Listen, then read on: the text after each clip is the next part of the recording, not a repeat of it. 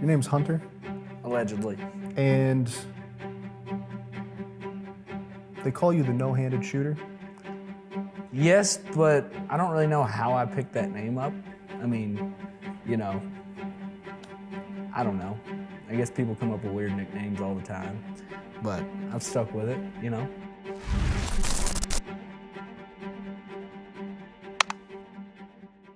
Hunter, give us a little bit of insight into your early days of, childhood, teenage years, kind of going into adulthood. Yeah, so my childhood was pretty similar to most, but also a lot different. I've had 28 surgeries to date, with most of them being before I was like 10 years old, so probably like 25 of them was before then. I was supposed to literally have like 2 weeks to live. Doctor said I wouldn't make it 2 weeks. They tried to get my mom to abort me and all that good stuff just so they wouldn't have to pay out the good stuff that they kind of fucked up. Right. Which, shout out mom, thank you. Yeah, it wasn't really too much different than your average kid, aside from the surgeries and things like that. My parents, fortunately for me, they didn't like kind of shelter me and treat me as like this crippled baby or anything like that. They kind of just let me go on and do whatever I wanted to do and supported me through whatever I wanted to try and achieve and things of that nature. So I played all the sports, hockey, baseball, basketball. I didn't play soccer because that didn't require hands, and I thought it was stupid because of that. No, nobody likes soccer anyway. Yeah, no one likes soccer. So I did all of that stuff and tried to be as competitive as I could be in it, which I'm a really competitive person, so that definitely helps that drive of when you run into a challenge, you don't just quit right away. You try and overcome it and make the best of what you got kind of situation. And fortunately for me, I was raised up with that attitude and mindset and allowed me to do a lot of the stuff that I do today and what I've done in my past, which was really good. Teenage years, I was kind of a hellion, wild child, bit of a dumbass, but everyone kind of does that. Well, we're all dumbasses a little bit, but when we're teenagers. It was still a great time. Along those times, a little bit before I was a teenager, I did a lot of television hunts and things like that. Kind of similar to like the disabled veteran hunts and things like that they have on like the Bushmaster show and things similar. So I traveled all across the states hunting. I was a really big hunter. Name's Hunter. My dad's a massive hunter. He builds his own bows, strings his own strings, grabs sticks out of the woods to turn into arrows and shit. And that's awesome. It's pretty cool. He wants to go kill a bear with a longbow he made, and I'm like, you're a psychopath, dude. Jesus, But that was really cool. I got to travel and do a lot and really experience some great things as a kid, even being like 10 years old. Shooting like 140-inch plus deer and 153 and stuff like that. That small was pretty freaking cool. Got to go and boar hunt at, I think I was probably 9 or 10. I maybe weighed like 65 pounds, and they strapped like a 12-inch Bowie knife to me, and I went and killed a 300-pound hog, and it was so wild. I could picture you just like strapping the Bowie knife to you, taping it up, jumping out of the helicopter, all yeah, like Rambo full style. Rambo. Dad said it was his most proud moment that he's ever had of me, but also the most terrified. He said like when the dogs was holding it and stuff, like I like threw the knife up, caught it, and just went down. And then he said he looked at me and I was just smiling from ear to ear. So he was like, yeah, that's definitely my most proud moment, but it was a cool experience. I got to do a lot of stuff. I was also a big bow hunter too. I loved shooting archery. I competed in like school teams and stuff like that for archery back before schools were lame. So that was cool. And then kind of got into firearms with that. Like obviously had like BB guns and things like that when I was real young and walking around the woods shooting Coke cans and squirrels and stuff like that. But didn't really like fully embrace the whole firearm thing until later. When I was a teenager, obviously like Call of Duty, Modern Warfare 2's could just come out. I'm waiting at midnight releases at GameStops and like just having a party with it. And I got pretty good at Call of Duty. I don't use any kind of modified controller or anything like that. I just sit it on my lap and get wild with it. And started doing a lot of game battles, which is like wager matches where you're going against a team random on the internet for money and stuff like that. And I did a lot of that. Had a great time with it, and started. Didn't stream or anything because streaming really wasn't around back then. But played games heavily for multiple years, and then when I turned 18, I started collecting like Call of Duty guns. So like I had an RPD, I had like every single AK variant that you can get in the States, obviously, without spending a ton of money. I had P90s, I had SCARs, I had MP5s, I had all that stuff, just from trading and like upgrading guns and things like that. And I had a pretty cool little setup and I was stoked with. But then I found out that you can actually play games with guns, and that kind of changed everything. Nice. So real quick though too, so you said you had 28 surgeries, correct? 28. So walk us through kind of what was the process to get through all of those surgeries, and why did you need to have so many? So when I was born, obviously I had no hands. Luckily, I don't have any internal organ stuff or anything like that. So I was born 2.5 months premature, I think, somewhere in there. The doctors ended up giving my mom some medication for migraines. They ran a bunch of tests on her and stuff like that. And she kept having these migraines, and they gave her this new medicine. With all the tests they ran, they didn't run the pregnancy tests. So I popped out a little bit early, a little bit fucked up, but I still outlived the doctor's expectations. My lower body is the biggest mess up, I guess you would say. I mean, no hands looks pretty detrimental, but I've done okay with that. My feet were actually backwards with a condition called clubfoot. And at the time, they were still trying to figure out ways to correct that issue. Right. So they were still experimenting with people that had that and doing different procedures and things like that. So I was a science experiment. So they ended up more or less, they basically chopped the bottom of my feet off, broke the bones, spun them around kind of thing, and then sewed them back up. I don't know if that's the actual thing that happened, I mean, but basically, layman's terms, right? Yeah, there's scars that run up all the way here, so you can kind of see that. So I don't have ankles because of that. So the ankle cartilage and all that stuff is actually one big mess, and my femur or whatever bone this is messed with the foot bone, and it just basically is fused into this 90-degree angle, which has it just feels like bone spurs. I would say, does that cause it's everyday type pain? It's not fun. Some days you see me hobbling around on the range, and imagine you're going to pop your elbow or something. It gets to that point that's real sharp. Yeah, locked in. You just want it to pop, but it never pops. So Jeez. That's basically an everyday thing. Some days it's worse than others.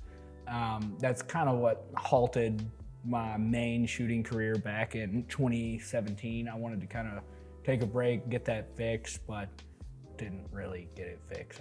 I was gonna say, I mean, is there really amputation apparently? Yeah, so pretty much just either deal with it or get rid of it. Yeah, I talked to doctors about getting it amputated from mid shin, and then I got the evaluations, psych eval, all that stuff, and everything was good to go. I just never went through with it. One, it was gonna be a ton of money. Two, I was one day I'm just gonna wake up and go and take a piss, and I'm gonna eat shit, and that's gonna suck ass. Cause I feel for the people that lose their limbs or hands or feet or whatever, post being born, cause you have to relearn how to live at that point. And that would just definitely be rough, but. Yeah, and I guess growing up too, I mean, was it hard to, I guess since you were born that way, was it really a challenge to progress with walking and doing, the normal function stuff, or was it just something that you kind of naturally figured out just because you grew up with it? Really, it was just kind of natural, just like I would assume a normal baby would figure out how to do stuff with hands. Yeah. And that definitely helps too with the parenting not being super coddling and stuff like that, obviously. But sure, there were definitely like obstacles that you had to like go through and achieve, like, and figure things out differently than everyone else would figure out. Cause like if a normal kid or something has a problem, like your parents are there to show you how to do it, right? Right. Whereas mine are still there and will help me try and figure out a way for me to do it, but it's different. They're not, because they're not built the same way. Yeah, so it's exactly. Like, how do I show him how to do this when he's obviously like at a disadvantage essentially to what we're used to? Exactly. So the same kind of concept. I mean, definitely I learned how to do a lot of stuff on my own, but I can't definitely like just brush off all the help that I had from parents and coaches and things from that nature. Luckily, I've got like that MacGyver-ish mindset where I make stuff work, like my pistol mount. Just I was gonna say you have to. Blob of fucking JB Weld with zip ties on it. Right. And it works great. And that's kind of how a lot of stuff's been in life. I've never really been a fan of prosthetics. We spend a ton of money on an electric hand that just opens and closes. I wore it like 5 times in its existence. Really? And I just took the big like glove off of it that looks like a real hand, and then inside obviously doesn't look like that. And I would just take that around in school and leave it in desks and stuff like that just to fuck with people. That was the most use it got. Just cause like I don't like that prosthetic like mindset. Like I can do everything I need to do and then some. So trying to like relearn how to do things with a mechanical addition or something like that is just not really been a thing. We tried all kinds of different prosthetics, and every single one of them I just got rid of. Really? Yeah, we had stuff for hockey sticks, we had stuff for fishing poles, electric stuff, and really all of them, I just did stuff better without them and didn't find a need to actually go with it. So you talked about how you were a TV hunter. Walk me through that a little bit more. So they're in the disabled community, or whatever you want to call it. There are a lot of hunts and like clubs and things like that that will allow like veterans or disabled kids or whatever it may be come out and hunt on a particular event kind of thing. And it's usually a pretty big event. Sometimes it's just like you are invited and they'll do a big cookout for you and you'll go and hunt and you'll do your thing. Or other times it's like 15, 20 people. And it's just a massive event for these people. I've met a ton of great people that I still talk to this day that I haven't seen since I was 10 that put these events on and just get like your disabled veterans or your people in wheelchairs or whatever it may be, the perks and the ability to go and do these things that they wouldn't normally be able to do, which is like getting in these tree stands and stuff that were designed specifically for wheelchairs that have like elevator ramps and stuff on it, or just all this other stuff that would typically not be accessible to your average person unless it was something that they just went and did themselves. Yeah. So that was really cool. I've traveled all over. I've been on TV like 3 or 4 times, I think. Really? Back That's when awesome. I was a little youngin'. There'll be a picture flop up on the screen. But it was really cool. And that definitely got me into the idea that I could do something cool with like what I have Right, yeah. at my advantage, I guess you would say, disadvantage, advantage. I could not have your everyday 9-to-5 job if I really pursued being creative and pushing outside the normal of just your standard like 9-to-5 job kind of thing. Like I do terrible at 9-to-5 stuff, so I've always wanted to work with a passion that I had, whether it was hunting or shooting or whatever it may be, even streaming and stuff. And that definitely was the start of all that, I think. That's cool. Which was how did you find your, like, how did that even come up? Like, how did the whole being able to go onto this, you know, TV program that does hunting and stuff, like, how did you even find your way into that? So I think, I don't know for sure on that, but if I had to guess, like my dad, like I said, He watches the Outdoor Channel and the Outdoor Channel only. I think they still have DirecTV strictly for the Outdoor Channel. He just got one channel. Just that one freaking channel. I showed him YouTube and he was like, holy shit, I can watch all this stuff. And I'm like, yeah, Dad, you can, brother.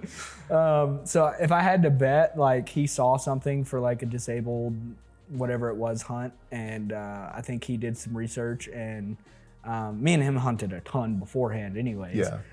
But he probably sent some emails and made some contacts and set the first one up. And after the first one was set up, we were all on it. Anything cool, we could man. go and do, we went and did, from Florida, Wisconsin, all over the lower eastern states. It was awesome.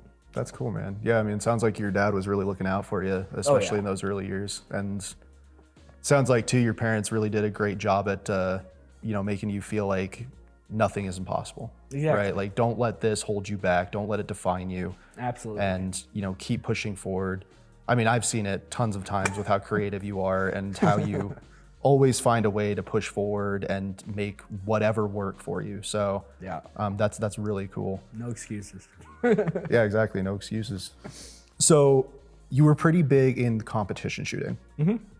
Walk me through how that started. So after I kind of got rid of all of my Call of Duty guns and stuff, I actually decided to try out, well, we'll go even back further.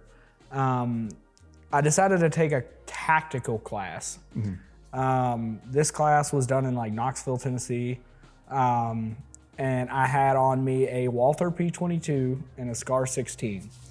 And it's a good combo. I was shooting, so this was back before I even had a nub mount, so it was so sketchy watching me. I go back and I see that video. It went viral as hell. But I go back and I'm just like squeezing the 22 and like I have to readjust every time. It's so sketchy. It was my first time doing a tactical class, and I was doing stuff that all these other guys in full kit and stuff were doing. And the instructor was pretty impressed with it, so he videoed me. I had to do like a 100-yard run, shoot some targets, keep coming back, shooting targets, and just working your way in kind of thing. Slinging rifle, going back to the sketchy pistol. And that video somehow went viral.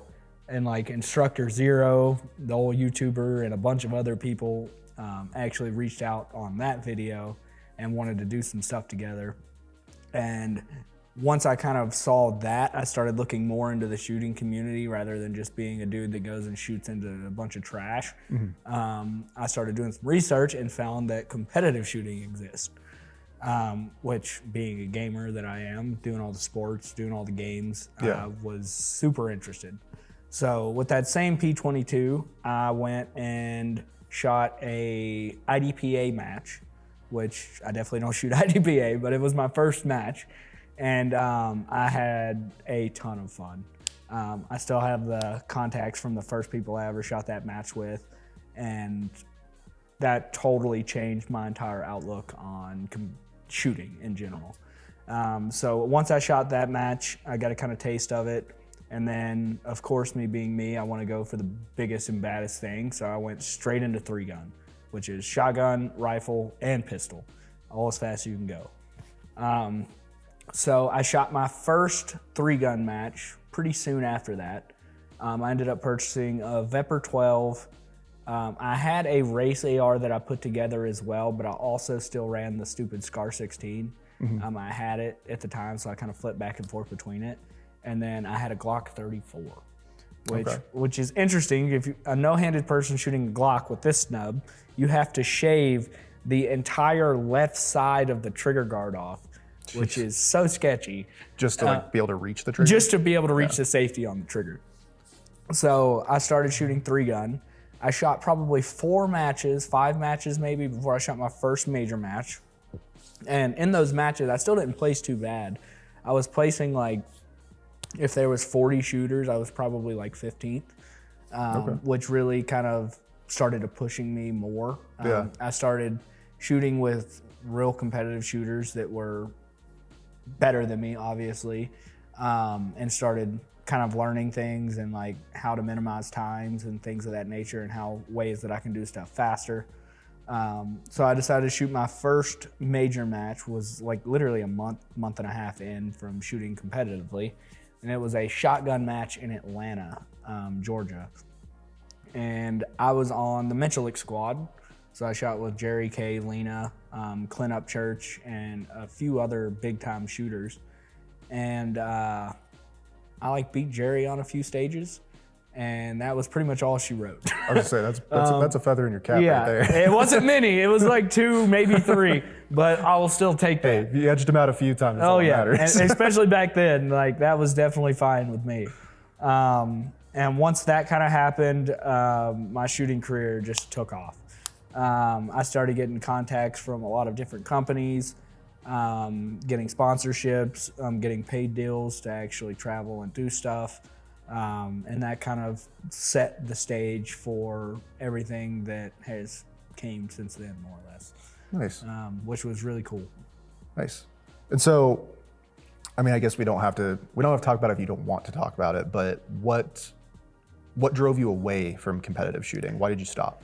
Yeah, so I shot for 4.5 years professionally. I had a strict schedule for training. I did every Tuesday, Wednesday, Thursday. I was shooting 1,000 rounds of rifle, 1,000 rounds of pistol, and about 250 to 500 rounds of shotgun every Tuesday, Wednesday, Thursday. Every Monday, Friday, I was driving to a major match, whether it's 5 hours or 25 hours away. On the weekends that there wasn't a major, I was shooting 2 club matches, one on Saturday, one on Sunday. Whether it's pistol only or whether it was 3-gun, either way, I was shooting something. Mm-hmm. So I put everything I had into shooting for many, many years, which was awesome. And with having no hands, like obviously you gotta practice a little bit more than your average person. But I was competing at a really high level. I've won a couple regional level matches, like big boy matches. I've won hundreds and hundreds of local matches and stuff like that.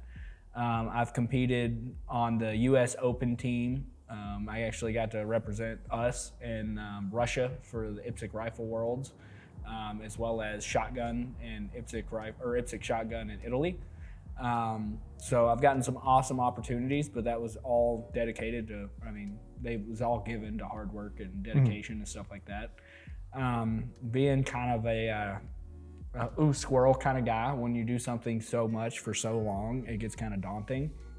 But between my foot really starting to affect me towards the end of my career, like the first 2-3 years, it wasn't really a big deal. Right. Getting down towards the end of it, like the second day of matches, like I would just be limping around on a stage. And if you're trying to shoot at that high of a level and you can't even walk, it's really that's frustrating.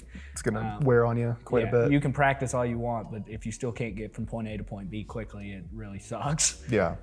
So between that and then the burnout, it really started to kind of make me want to do some other things. When I went to Russia, I had a pretty bad match. I ended up getting like 47 penalties on one of the biggest stages on day 1. It's like a 5-day match. Okay. And then I kind of shot. I trained really, really hard for that match too. And that match was kind of ruined. So I kind of was like a guinea pig for the rest of the US Open team, shooting stages in weird ways to see if it could be gamed kind of thing, since my score was shot. And then on the last day, a Russian did the same exact penalty as I did, and they reversed the ruling and gave me my points back and his points back. Oh, really? So at that point, I was like, fuck shooting. This is so dumb. Well, but at that point, you're back in though, right? Yes, but I shot my match like a jackass the whole next 5 days. So despite getting your points back, you still were kind of like, the moral of that story is don't quit until it's over. And I definitely did that. But I still shot a few more matches after that. And then I ended up having a pretty bad bike crash. Me and Lena were kind of hammering down on a bike trail, and it was either wreck her or wreck myself kind of thing, because I literally had a pill bottle taped to the handlebar on the right side. I flipped the brakes around on the left side so I could just barely manipulate them and adjust the shifters. So it's super sketchy, and we were going like probably 25, 30 on this asphalt road, and I just decided to eat shit myself, so I didn't take her out too, and tore the tips of basically both nubs off. Bone fragments were out. It was just super nasty. So I had like 3 months of like, I can't do anything because I don't have nubs anymore.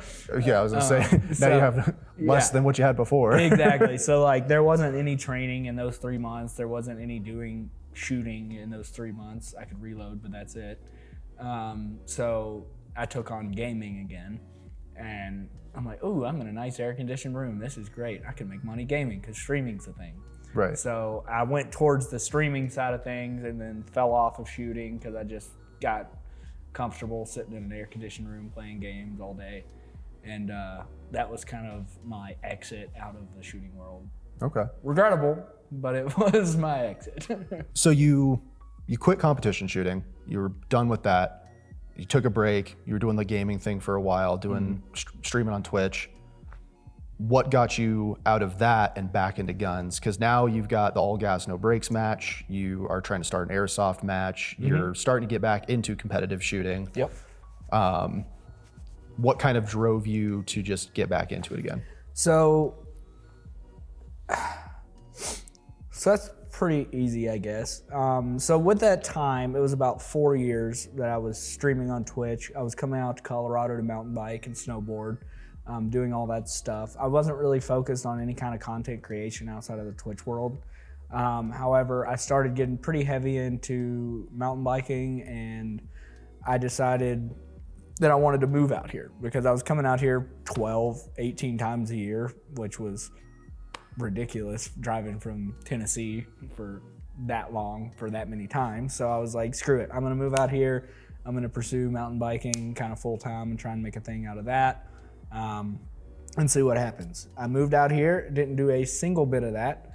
I ended up going to get pizza at this one place back in Fort Collins, and my dad calls randomly. He's like, hey, I need powder. And I'm like, I'm in Colorado. What the hell am I gonna do with powder? Not like I could just ship it without the massive hazmat fee. He's like, I don't know, I need powder. So I was like, okay. And there was a gun shop right next door. And I roll into there and I start looking around and I'm like, damn, a lot of my old sponsors' products are in here, like Timney, Proof Research, Lucas Oil, Armalite, Vortex, like all the stuff that I used to shoot for. And I was like, damn, this is a pretty cool shop.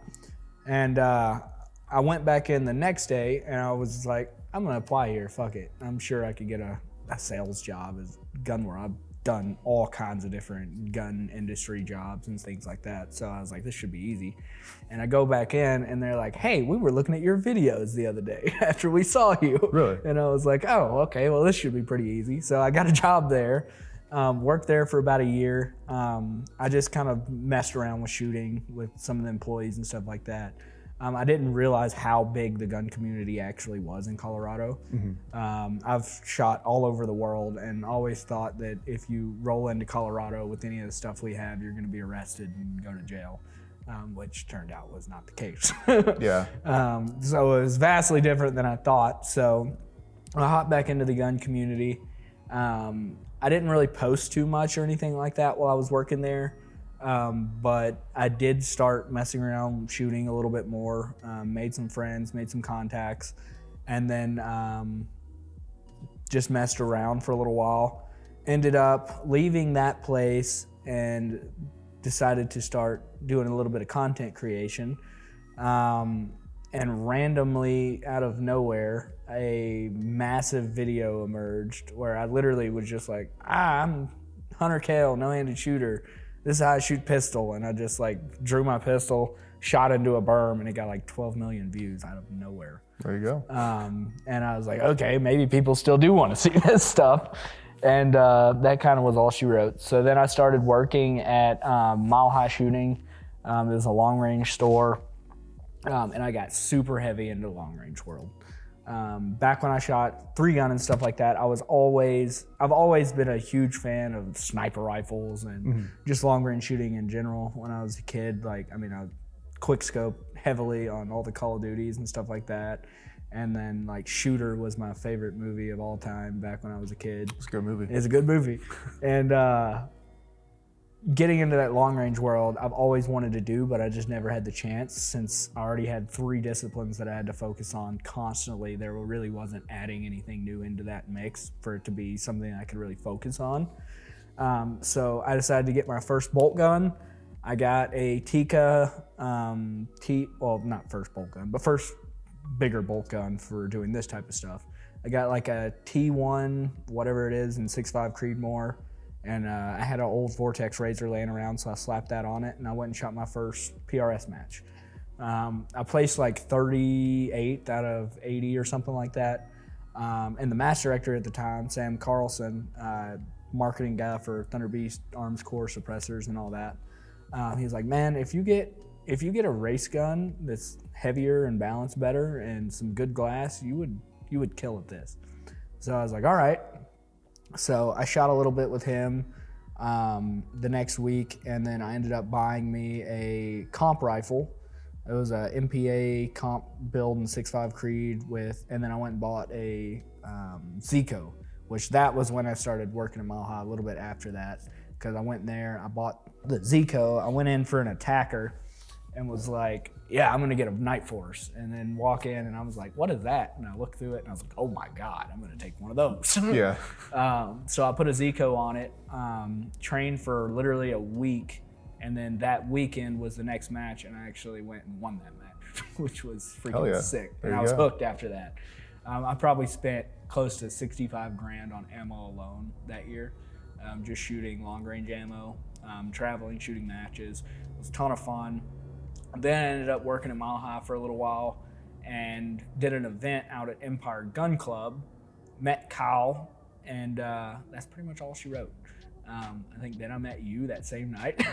Yeah, I was gonna say, I think we all met each other pretty much the same time. That night kind of changed everything for me. So started really wanting to pursue a higher quality in my content. I was only doing iPhone videos and things like that. So I took kind of a bit of a break on the algorithm, unfortunately, which kind of shot me off the face of the earth for YouTube. But that definitely set me towards the path of putting all of my energy into making the highest quality stuff that I could, as well as I realized shooting at the level that I used to is going to be hard without the ability to shoot as much as I did, obviously. Right. So I wanted to still be a good shooter and show that it's not just your average gun tuber or something like that. But I had to find a good balance, and coming out here, making friends, doing the stuff that we did that night was definitely the biggest change that we had, which led me to leave Mile High and start doing my own thing. So I started a match called All Gas No Brakes, which is a no bullshit, full fun kind of carbine match, which allows me to still shoot and practice and do the stuff that I want to do, and compete here. We have a lot of great shooters, but still ride that line of content creation and still being a good competitive shooter. So started that, it started all kinds of stuff. It got me in the night vision world, which is ridiculous in itself. It's like superpowers, really cool. I've never messed around with night vision stuff or thermals or anything like that back when I was shooting competitively. So that was a new experience. That's what brought me here. And yeah, everything else kind of went from there. One night changes everything. I mean, honestly, yeah, it can. So I guess I'll ask you this then. So, I mean, we talked about your early life, teenage years, talked about the hunting stuff, the competition world. What is next for you? What is the next big thing that you want to accomplish? So I'm having a baby, which I never thought I would have. I know, congratulations. Gonna be a boy, that's really cool. So big things, I still want to pursue competitive shooting. I just gotta have it balanced, obviously. Yeah. Being a dad definitely will limit some of that, but eventually he's going to be a little champion himself, and that's going to be awesome. That's sick. So that's definitely one of my biggest things that I'm looking forward to is becoming a dad. Aside from that, I'm really wanting to focus more on my channel. I want to kind of make that something that even if the viewership and stuff isn't at its maximum like it was a year ago or 2 years ago, I'm still putting out great content that people that really care will see and enjoy. Working with a lot of companies, I always enjoy that side of like working alongside of big name companies that we're doing stuff on a lower level, but we're still working together and they support me and I try and support them in any way I can. I definitely enjoy that side of the industry. It's a great industry where we all, in the grand scheme of things, we're a tiny, tiny portion of this planet. So all of us helping each other out is something that's really important to me, and growing those relationships, as well as trying to grow All Gas No Brakes. That is my baby.